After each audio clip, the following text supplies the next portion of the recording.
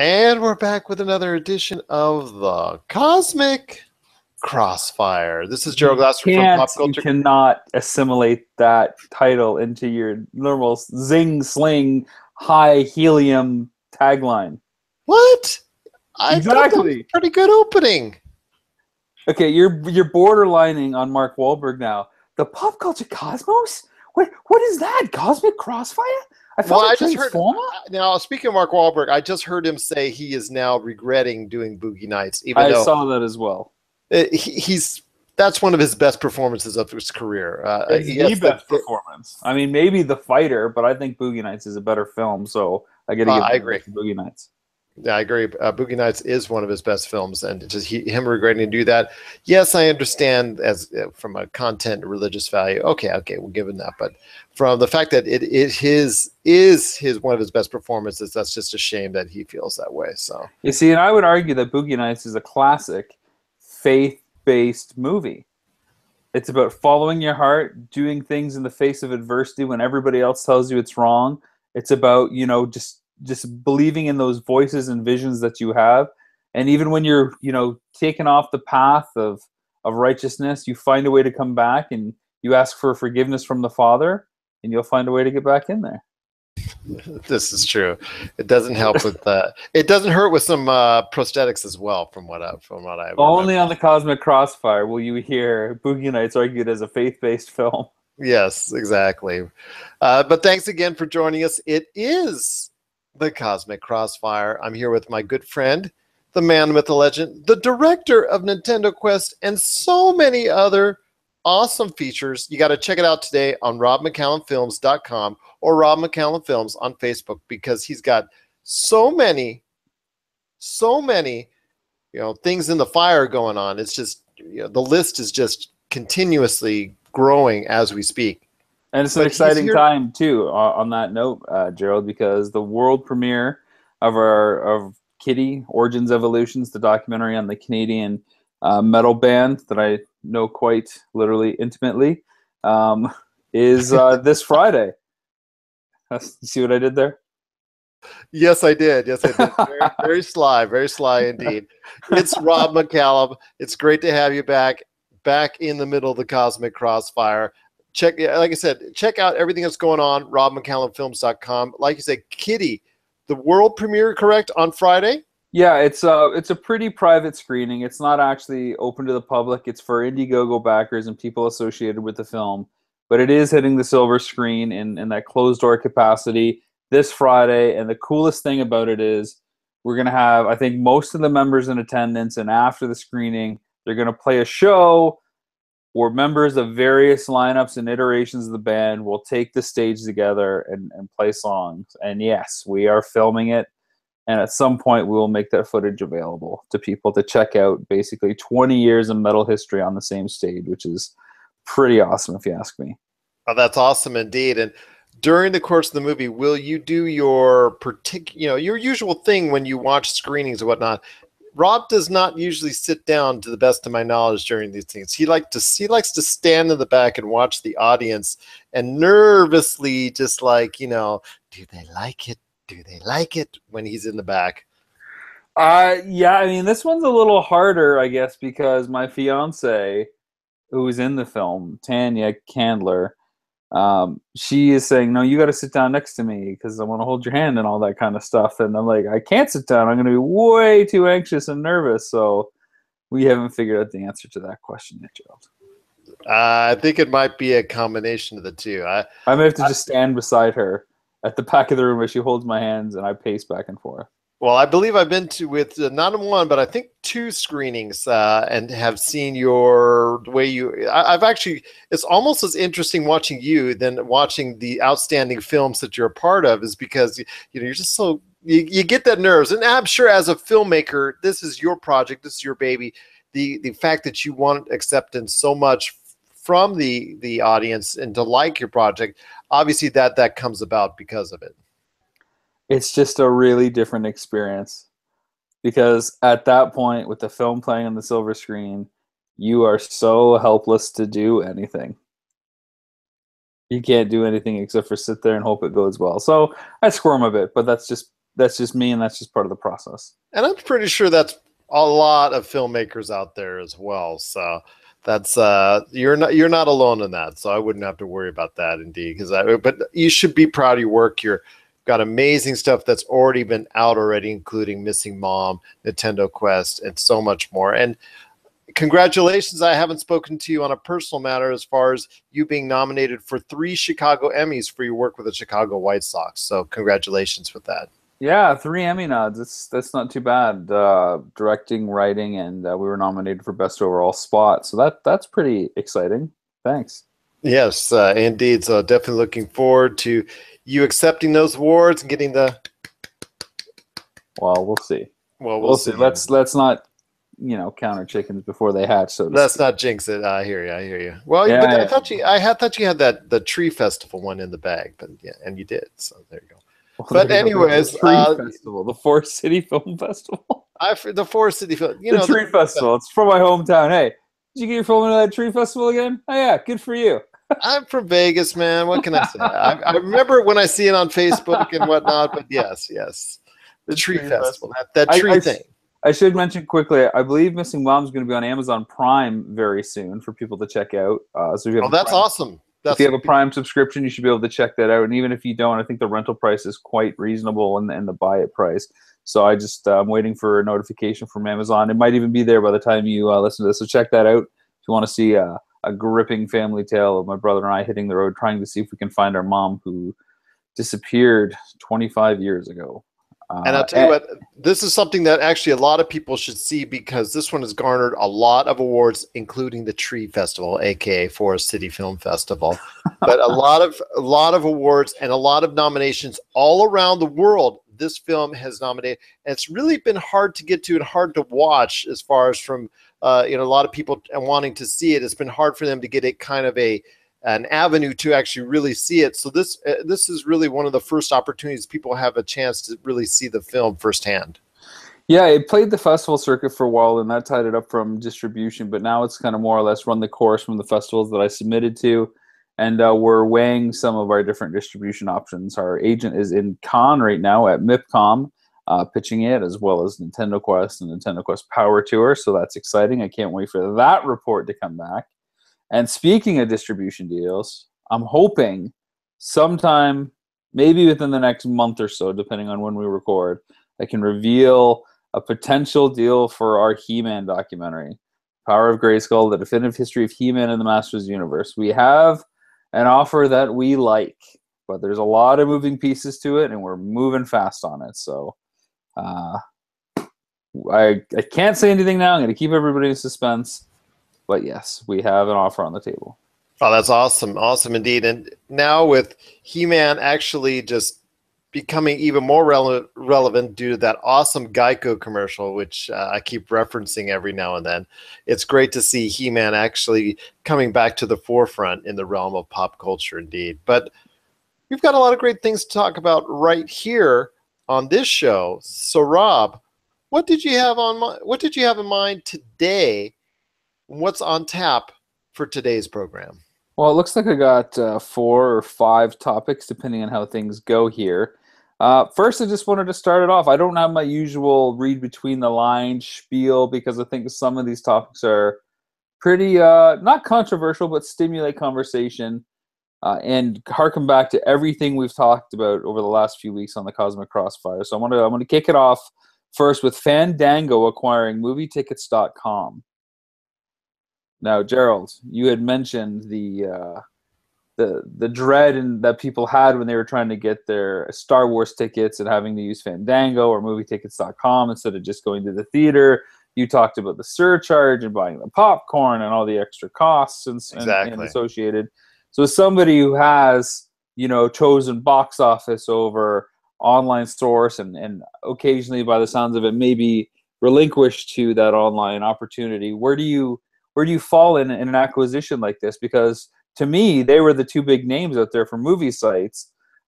Even when you go to something like Regal, it redirects you to Fandango. Exactly. And pretty much any theater chain now does that because they're, for lack of a better term, in bed with almost every major theater chain in North America. So Fandango really has won out and become the major player in ticket services. I have used Fandango, and I probably will. And when I'm in a hurry, when I have to go somewhere, and I want to go get that ticket, and I'm not going to be able to stop by the box office first. And if I want to grab those seats, especially since more and more theaters are changing over to a more reserved. Also, they're more relaxing with the reclining seats type operation. You're going to be able to reserve specific seats. As more and more theaters go to that, Fandango becomes more important because you'll have to, a lot of times if you're not doing this in advance, you actually have to go ahead and utilize Fandango and pay the fee to get those premium seats. And that's all well and good, but I'm hoping that if you do have time and you do plan things ahead, before you go to the movies, you go to do the old school way and go to the box office, or think about something like Movie Pass, the $10 a month service that, even though some theater chains are trying to resist against, you're still in a lot of cases able to utilize the $10 a month Movie Pass and be able to go ahead and see at least one movie a day on that Movie Pass. With a great deal of theaters are still utilizing and still accepting it. So that's as long as that is able to be effective, that may be a viable alternative to utilizing Fandango. But there's good and bad with it, because reserving seats, things of that nature, you can't do, and you actually have to go down and do it the old school way as well. Well, I sure tell you, I wish there was a Movie Pass up here in Canada. That would be quite the treat, especially with films costing $15 to go see the premium times, plus the luxury recliner chairs and all those bells and whistles, let alone a service charge. So getting something like Movie Pass up here would be awesome. But or even if you add on, think about this: when I watched Blade Runner, I wanted to watch the I wanted to watch the what am I trying to say? The IMAX 3D. The IMAX Super edition. No 3D. No 3D for me. IMAX version. That was an additional $10 a pop. That was something. And then if you want IMAX 3D for upcoming films, let's say Star Wars or whatnot, that's going to cost you even more. So you could be paying $25 a seat, even more for just 1 2-hour movie, which really is getting quite pricey.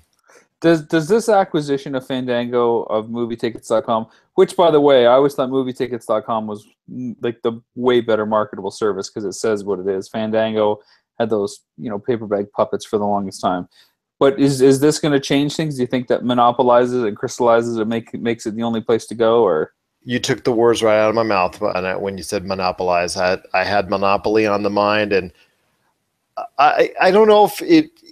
Technically, it cannot be a monopoly in today's business cycle, because obviously there are legal precedents here in the United States and also Canada that would rule out a monopoly. But on the surface, when you look at it and on the table, that Fandango has really a chokehold and a stranglehold on the movie industry if you want to get advanced tickets. And at least when you're buying theater, concert, sporting event tickets, there are a lot of options as far as StubHub, or actually through a lot of the sports leagues themselves that you can go directly through. There's still a lot of options there. But when it comes to movie tickets, it's unfortunately Fandango, or you head straight to the box office. Yeah, it's funny you bring up the reserve seating, because I don't think I had used online tickets until reserve seating hit downtown Summerlin in Vegas. Now, that said, I think I actually bought them online for Star Wars Episode 3 premiere. I think that was my first online ticketing experience.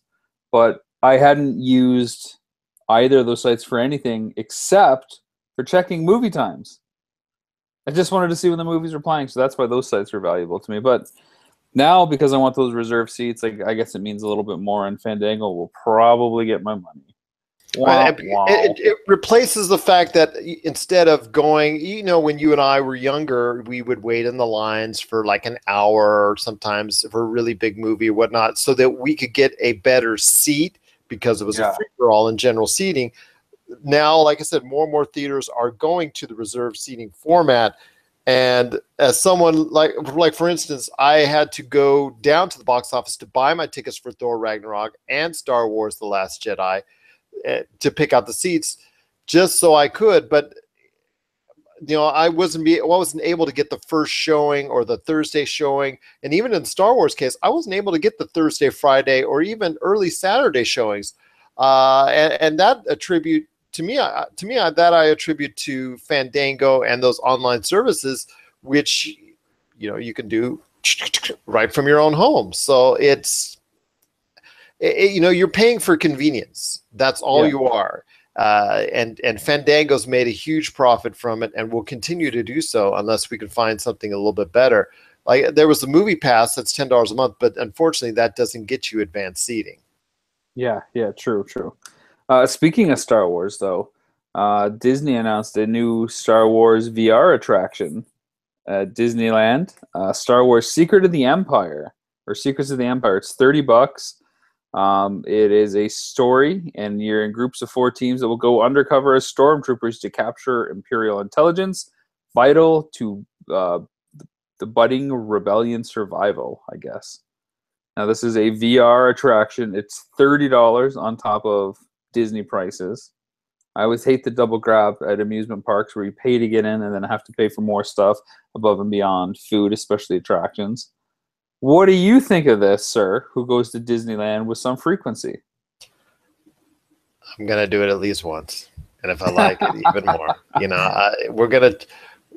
they get you while you're there. Take my money. Exactly. It's what else do you want me to say? I'm wearing a Darth Vader shirt, for crying out loud. I'm going to sound like a hypocrite if I say, "Oh well, I never do that. I can't do that at all. That's terrible." I got to tell you, I don't know that I would spend $30 for it, and I like Star Wars. I'm just telling you, while we're there, while you're in the moment, the girls would go crazy for it, and it's got to be something that we got to do at least once. But you got a family of 4, and that's $120. That's like a whole day pass at Disney.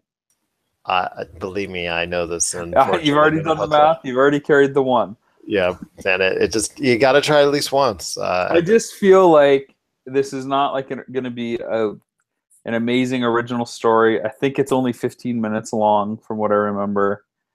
It's gonna here's $2 the VR, a minute, basically. Yeah, here's the VR version of the trench run that you've seen a million times and played a million times in video games, but now it's at Disneyland. Give me your $30. Something like that. I'm just gonna tell you, it's unfortunate, but that's how they get your money. That's how they get you. That's okay.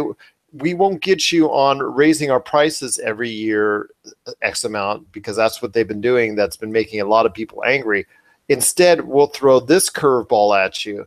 Hopefully, they'll reconsider and maybe if there's not enough people buying it, that they'll reconsider and just add it in. But guess what they'll do then? They'll just go back to raising the prices of general admission every single year even more. So it's tit for tat. What are you going to do? Either this or VR of all things, though. I don't know. I'm not sold. I know we just had Sony's 1-year anniversary of PlayStation VR, and there's been 100 games and more to come. And VR has not gone over the way they wanted to. It's not becoming the phenomenon that everybody hoped it is. Vive, Oculus Rift, they've dramatically lowered their prices. PSVR has even lowered its prices. They're the king and they're the leader of virtual reality, and they've only sold a little bit over 1 million units. Well, our next story that I want to talk about actually centers right on VR. So I'm going to jump right over to it. And that's that surprisingly, 1/3 of global consumers will use VR by 2020. So let me dig into this for you, okay? A study from Ericsson Consumer Labs says 10% of consumers already use a VR device in some capacity, largely in video gaming, while more than 25% are planning to purchase one. Out of all consumers that exist, 10% are already using one, with another 25, more than 25, are planning to purchase one. In addition, though, when presented with a dozen options of how their media habits will change in the next 5 years, I will watch TV in virtual reality was tops at 30%, which outscored categories like I will talk to my devices instead of using buttons, and ahead of I will get most of my news from social media, and ahead of I will get live sports from streaming services.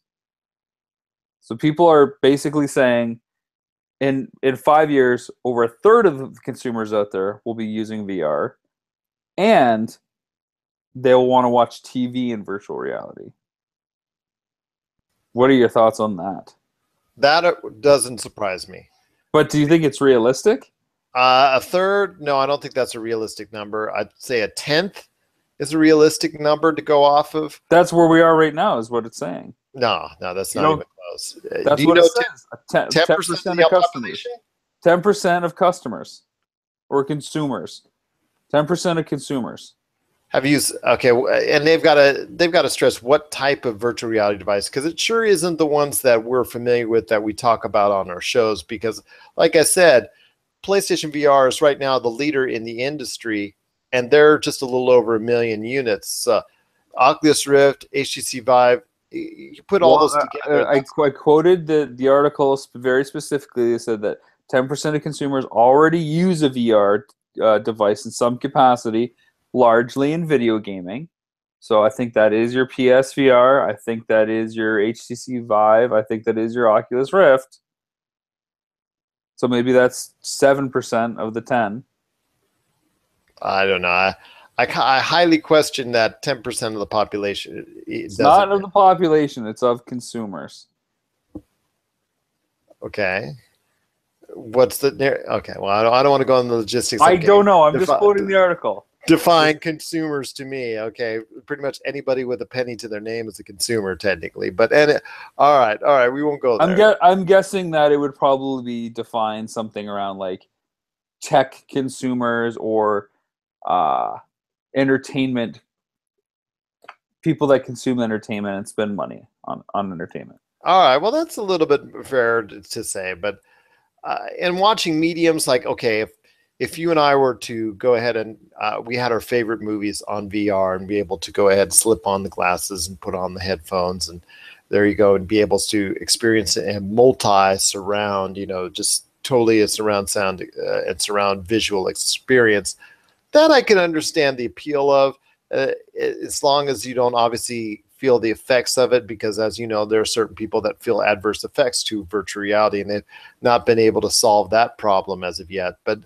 I can see that happening is if the medium, as far as that's where Blu-ray and DVD can go. That's where the medium can go to next, as far as, okay, if we've gone 4K, maybe we can go 8K, but really what can we do to get and generate a new medium out of all these movies, all this backlog and library of movies and television films and all that?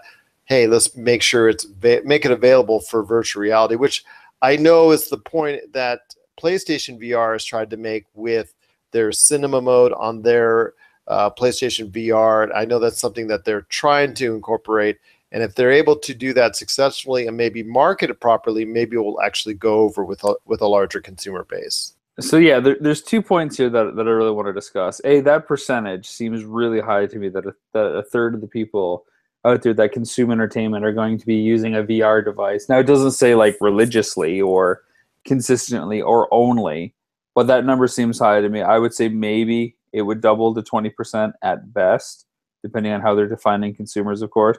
That the second thing, though, is that when people are predicting how their viewing habits are going to change, the number one category that topped everything out at 30% was they're going to watch TV in virtual reality. And I just don't buy that, because TV is still something that's just on in the background for the most part of people. They'll throw the news on, the sports, they'll be on their second screen device, they'll be on the computer, they'll be talking to their kids, they'll be having dinner, they'll be making dinner, they'll be getting up in the morning. So yeah, it would be hard to have those glasses on while you're doing that. Now, maybe like, you're watching your Game of Thrones once a week or something like that, maybe. But is HBO or whomever really going to shoot in like with virtual reality cameras to, satisfy potentially 20% of their audience? Well, I think it goes back to what Microsoft has tried to do over the years with its augmented reality proposals. I remember way back when I was enamored at CES many years ago with their Illuma Room option, where it was actually incorporating into entire room concept. That didn't materialize for them. And I know a couple years, 2 or 3 years ago at E3, They had an augmented reality deal where they were showing Minecraft in front, and it was actually layered. Did you ever get a chance to see that? Mm-mm. Okay, well, they had an augmented reality, more formatted system that they were incorporating, but they pretty much have been mum on that as well. If they can do something like that, I can see that happening where you don't need the glasses and you don't need the headphones. That would be better.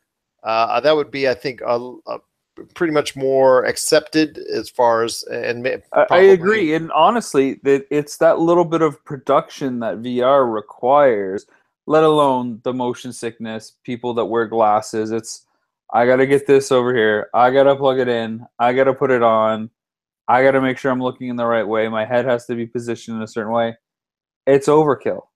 There's a screen. You look at it. Done. I don't need something on my head to enjoy it. Just think it's a little over the top. Or if it's done like in a like I said in a Luma room where it's the entire room, you and I, we'll just bring over some friends and whatnot, and we'll be watching one part of it, the action going on here, and then there's here. That it's like from since when it was like not formatted, when video and movies and whatnot were not very formatted well, and then when they went to letterbox and you could actually see the entire thing of what's going on.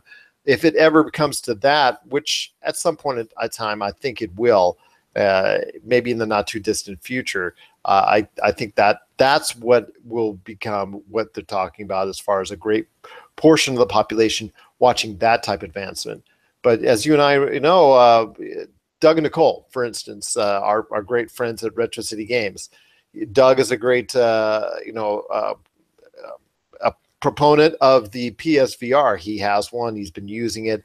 But they're getting married or whatnot. Let's say they have children or whatnot. Do you see them as far as parents, whatnot, actually going ahead and continuing to be able, okay, hold on, Junior, I'm going to be able to help you in a sec with your homework, but I got to make sure I play through this Fallout VR first.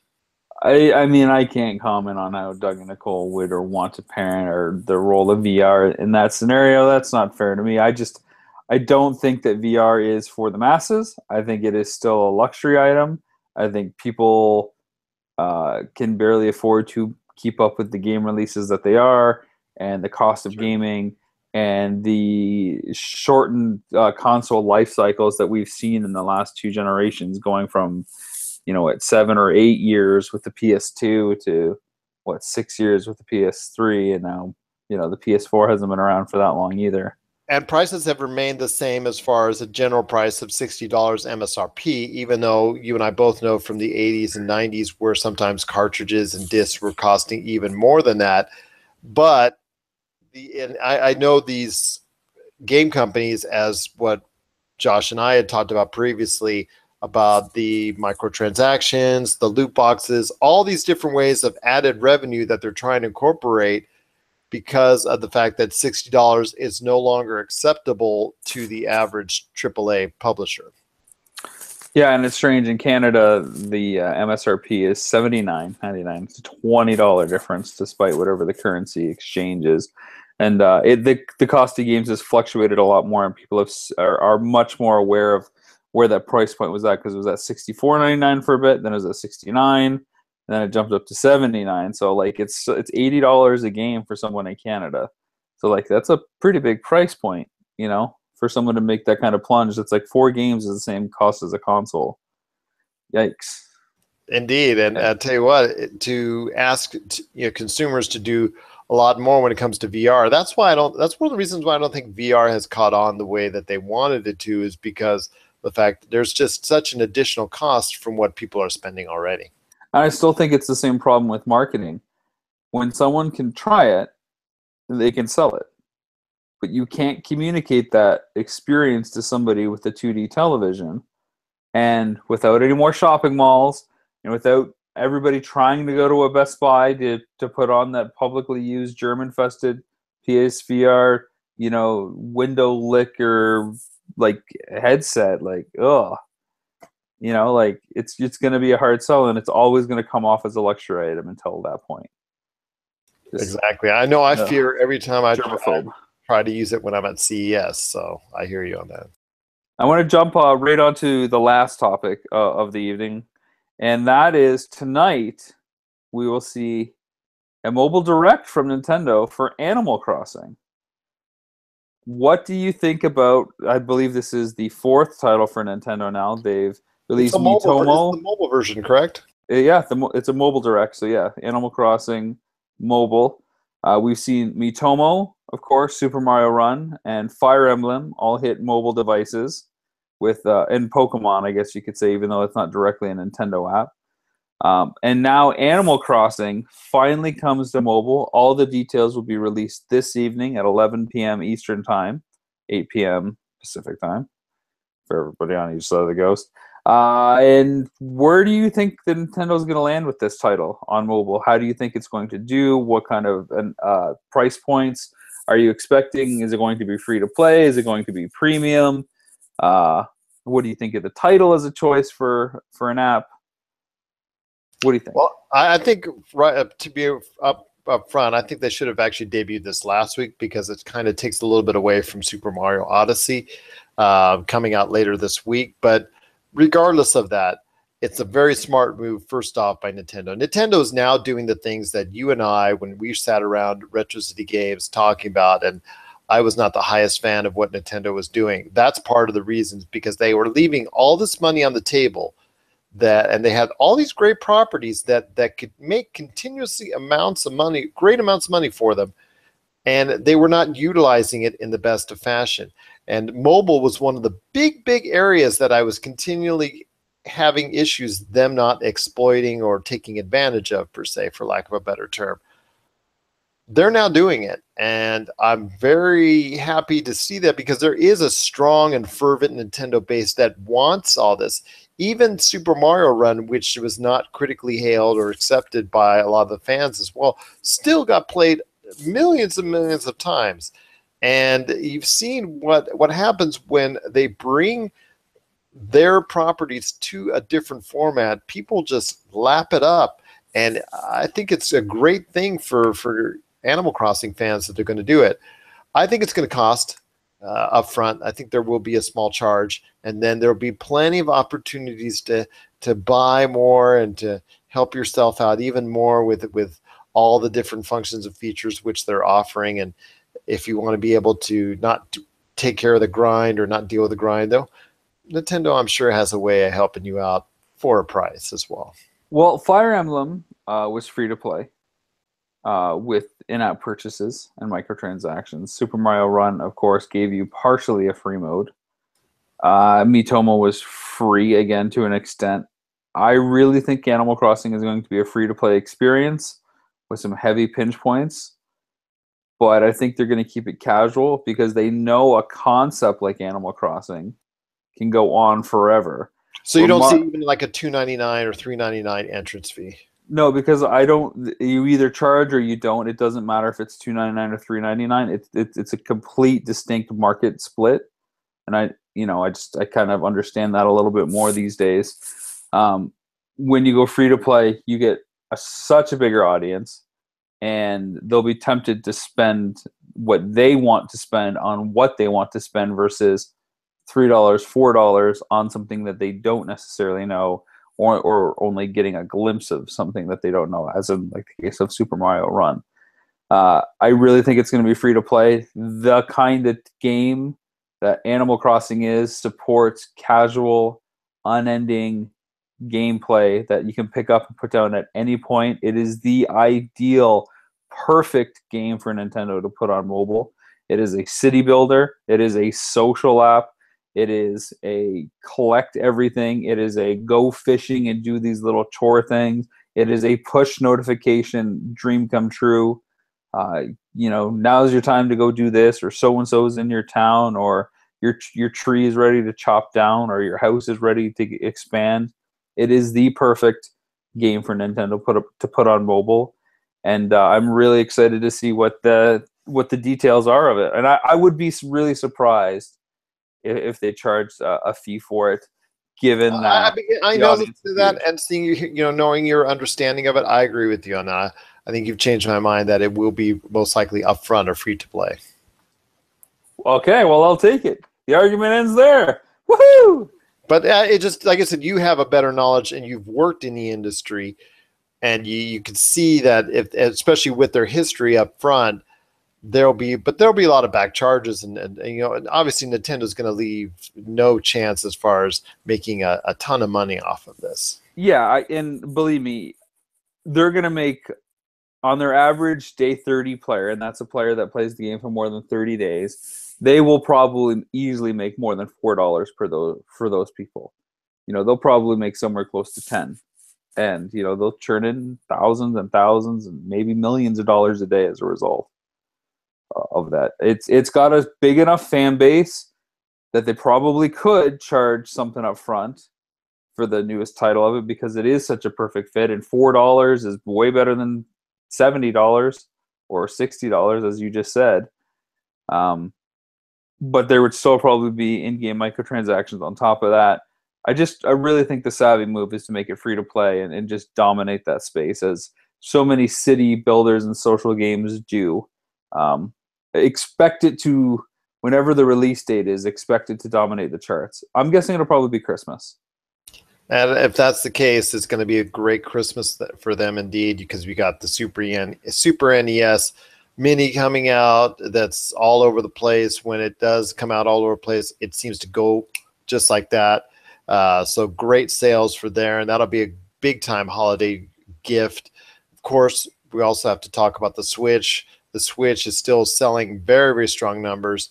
Number one, again, last month overall in sales, heading well past 5 million at this point in time worldwide. So definitely some great sales for there indeed.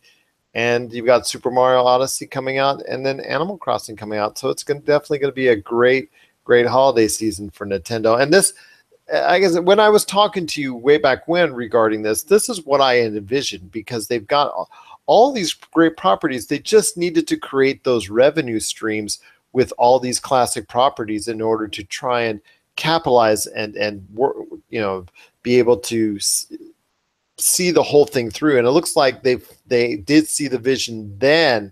They just didn't tell anybody what their plan was long term, but now it's finally coming off to fruition. Well, I still don't know that Nintendo has learned their lesson about releasing, the quality games or their first party titles with the frequency that they need to, or getting the exclusives that they need to. But Mario Odyssey, better with third parties though. This time around, you know what? Like, I got a PlayStation 4. Whatever they do with third party doesn't matter to me, because chances are I've got access to it. And you've got, at this point, baby steps. Yeah, at this point, the only reason for me to buy a Switch is Mario Odyssey. I said that from the second it was announced. Zelda was not enough of a reason for me to get it. I would have rather just played it on the Wii U, Breath of the Wild, that is. And it would take looking at and seeing what the Mario title would be. We got a glimpse of it at E3, a really in-depth look, actually. We've seen more and more since, and it would be a system mover for me, but I'm not going to buy it right now for one game. No, sir. Not for the time that I don't have to play that game specifically, and games in general. I'm not going to spend that kind of money on it. So I think it looks like a great game. I'll maybe try to find a way to swindle a Switch from somebody for a bit to play it. I don't know how that works these days. Can't go into Blockbuster Video anymore and rent a system. No, those days are done. Those days are done. So that wraps up the Cosmic Crossfire. If you have questions, comments, or want to just let us know what you thought of it, drop us a line. Where can they hit us up, Gerald? You can always leave your thoughts with us on popculturecosmos@yahoo.com. Also as well, Pop Culture Cosmos, Humanica Media, and Game Source on Facebook and Twitter as well. Just let us know. We can actually read your comments on the air, read your questions on the air. And I know Rob and the Cosmic Crossfire, Josh, or Tyler Baker for Fantasy Football Pater Podcast. Any one of us would be glad to take your questions, and just want to go ahead and send it to us. We truly appreciate it. There you go. There it is. And whether the Cosmic Crossfire returns next week, we're not sure yet. But given that we usually record on Tuesdays, you may hear this on part of the Monday show or the Friday show, because we like to make sure we're done in advance. But next Tuesday is, say, Halloween. Exactly, yeah. So that might be hard with all the trick-or-treating going on. I'm sure you'll be out trick-or-treating. I will be with the girls. I want to make sure everybody that hears this has a safe Halloween and happy Halloween. No scaring. Not too much scaring. How about that? Gerald, well, I have a feeling that you're the type of guy that likes to scare kids on Halloween, aren't you?